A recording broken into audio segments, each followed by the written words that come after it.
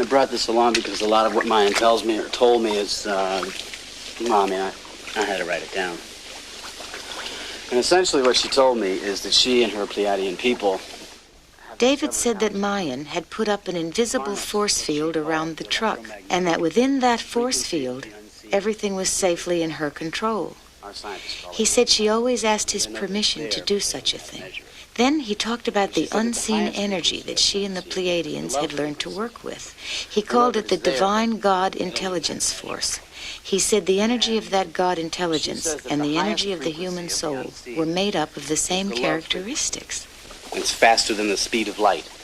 It's sort of like Superman or something. And that the feelings of love quicken the flow of energy to its ultimate. So this God energy is really scientific, you're saying? Yeah, spiritually scientific. The technology without an understanding of God is destructive. Technology with an understanding of God is virtually unlimited. And everybody, each of us in our own souls, in our own hearts, knows that, because our heart or our soul is a reflection of God. As David spoke, I knew that what he was saying was true. I could feel more pieces fall into place and connect. He said the divine force is what the soul is made of. The light of the candle and I were one. I was the light.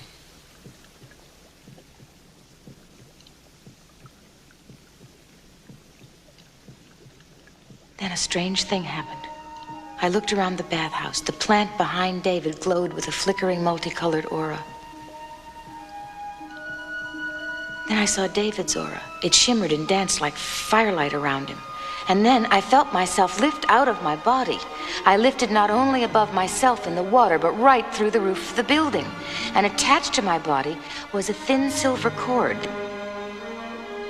I soared above the river and the entire landscape. It wasn't a dream. I was actually doing it.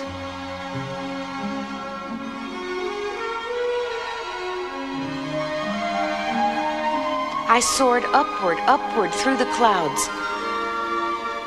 And then I felt myself change direction. I began to move forward past mountaintops below me. And then I was on my way to the moon. I soared closer and closer to the moon. I was aware of vibrational frequency around it. I couldn't see it. I could only sense the frequency. I felt like a spiritual astronaut, free and unencumbered. And then just behind the moon, I saw a nebula. I wondered if my silver cord would stretch that far. And with that limited thought, I stopped soaring.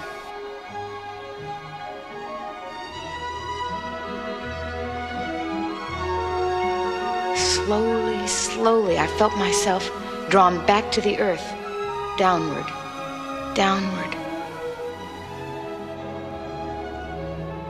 I could see the sunrise on the other side of the globe, and then with a sudden acceleration, I was back in my body.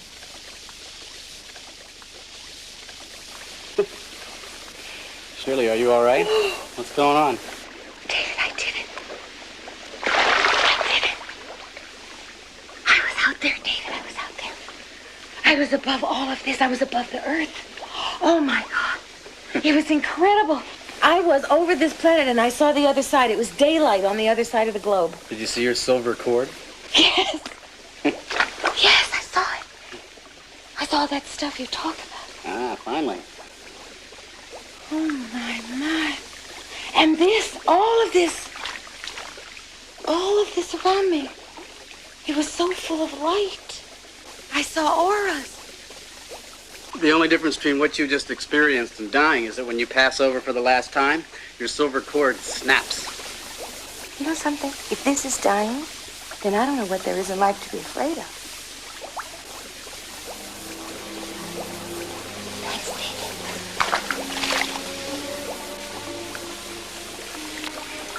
Thank you. Sure. Thank you, so.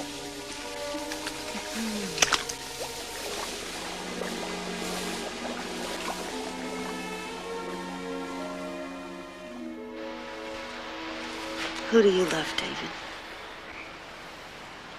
I think that when you really start loving yourself, you start loving everybody.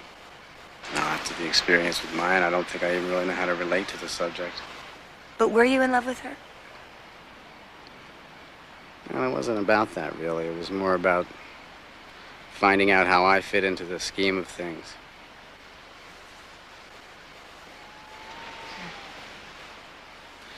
Mayan taught me that we all create our own reality.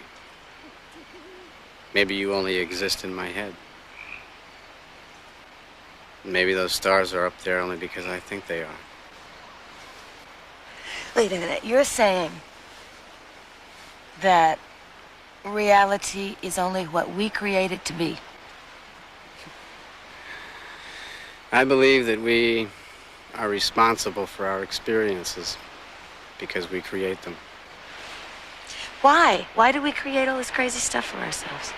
Well, crazy stuff's not negative. It's all part of a learning experience. It teaches us who we are.